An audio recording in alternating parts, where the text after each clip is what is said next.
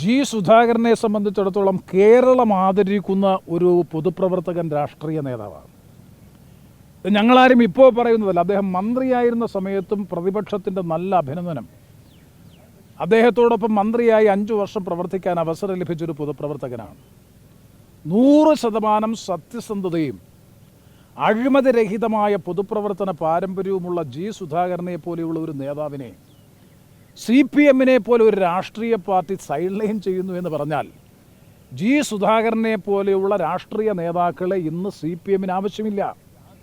കാരണം CPM-ന്റെ രാഷ്ട്രീയ സംസ്കാരം തന്നെ മാറിക്കഴിഞ്ഞു. ഒരു അധോലോക മാഫിയ സംസ്കാരത്തിൻ്റെ ഭാഗമായി CPM എന്ന പാർട്ടി മാറിയെന്ന് പറഞ്ഞത് 2 തെരഞ്ഞെടുപ്പുകളിൽ ഇടതു ജനാധിപത്യ മുന്നണിയുടെ സ്ഥാനാർത്ഥിയായി അരിവാൾ ചുറ്റിക നക്ഷത്രം അടയാളത്തിൽ മത്സരിച്ച് നിലമ്പൂരിൽ നിന്ന് ജയിച്ച ശ്രീ PV അൻവർ MLA ആണ് പറഞ്ഞത്.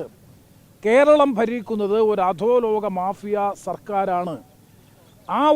ഇന്നലെ എന്നെ ഒരാൾ, ഞാൻ പേരൊന്നും പറയുന്നില്ല, പത്തനംതിട്ടയിൽ നിന്നുള്ളൊരു ഉന്നതനായിട്ടുള്ള നേതാവ് പഴയകാല സൗഹൃദത്തിൻ്റെ അടിസ്ഥാനത്തിൽ വിളിച്ചു പറഞ്ഞത്, സഖാവേ, എനിക്ക് ഈ മാഫിയ സംസ്കാരത്തോടൊപ്പം നിൽക്കാൻ കഴിയുന്നില്ല. മണ്ണ് കച്ചവടവും മണൽ കച്ചവടവും റിയൽ എസ്റ്റേറ്റും കൊട്ടേഷൻ മാഫിയ സംഘവും അല്ലാത്തവർക്ക് നിൽക്കാൻ കഴിയാത്ത സ്ഥിതിയാണ് ഇന്ന് CPM-നകത്ത് വന്നിരിക്കുന്നത്.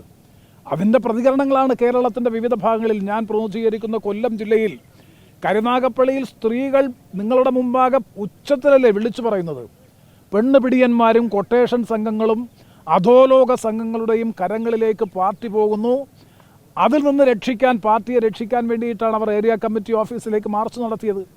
ഇപ്പം ജി സുധാകരനെ പോലെയുള്ള ഒരു ഉന്നത ആദർശാധിഷ്ഠിത നിലപാടുകൾ സ്വീകരിക്കുന്ന, ഇടതുപക്ഷ രാഷ്ട്രീയ മൂല്യങ്ങൾ വാക്കിലും പ്രവൃത്തിയിലും ഒരുപോലെ പിൻപറ്റുന്ന ജി സുധാകരനെ പോലെയുള്ള ഒരു നേതാവ് CPM-ന് ഇന്ന് അഭികാമ്യമല്ലാതായി മാറിത്തിരിക്കുന്നു. കാരണം അദ്ദേഹത്തിൻ്റെ വീട്ടിൻ്റെ തൊട്ടടുത്ത് വെച്ചാണ് അമ്പലപ്പുഴ പാർട്ടി ഏരിയ സമ്മേളനം നടന്നിട്ട് അദ്ദേഹത്തെ ആ പരിപാടിക്ക് അല്ലെങ്കിൽ ആ സമ്മേളനത്തിലേക്കൊരു ക്ഷണിതാവ് അല്ലെങ്കിൽ അദ്ദേഹത്തെ ക്ഷണിച്ചില്ല.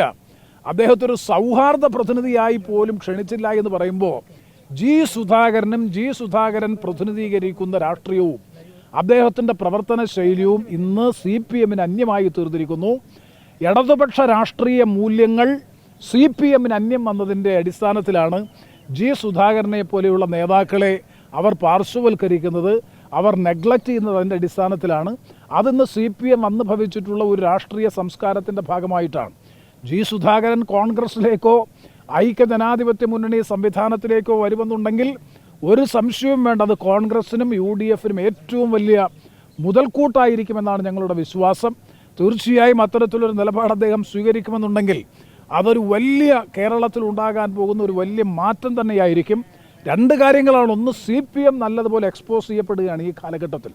അത് കൊഴിഞ്ഞാമ്പാറയിലായാലും കരുനാഗപ്പള്ളിയിലായാലും കഴക്കൂട്ടത്തായാലും തിരുവല്ലയിലായാലും പത്തനംതിട്ടയിലായാലും ഒക്കെ ഉണ്ടായിക്കൊണ്ടിരിക്കുന്ന ഈ പ്രതികരണങ്ങൾ PV അൻവർ സൂചിപ്പിച്ചതുപോലെ ഒരു മഞ്ഞുമലയുടെ അറ്റം മാത്രമാണ്, ഒരു ടിപ്പ് ഓഫ് ദ ഐസ്ബർഗ് മാത്രമാണ് ഇന്ന് CPM-ൽ ഉണ്ടായിക്കൊണ്ടിരിക്കുന്ന ഈ പ്രതികരണങ്ങൾ.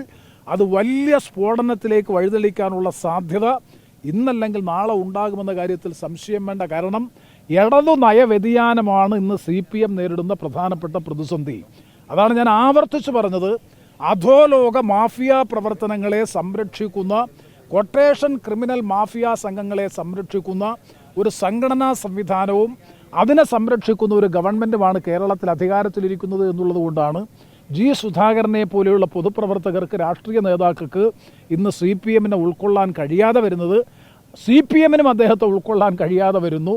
ആ ഒരു രാഷ്ട്രീയ പശ്ചാത്തലത്തിൽ അദ്ദേഹം എടുക്കുന്ന ഏത് തീരുമാനവും, പ്രത്യേകിച്ചും കോൺഗ്രസ് അല്ലെങ്കിൽ ഐക്യ ജനാധിപത്യ മുന്നണി ആ രാഷ്ട്രീയ സംവിധാനത്തോട് ആഭിമുഖ്യത്തോടുകൂടി അദ്ദേഹം മുന്നോട്ട് വന്നാൽ ഞങ്ങളെല്ലാം 100% ഏറ്റവും കൂടുതൽ ആഹ്ലാദിക്കുന്നവരായിരിക്കും.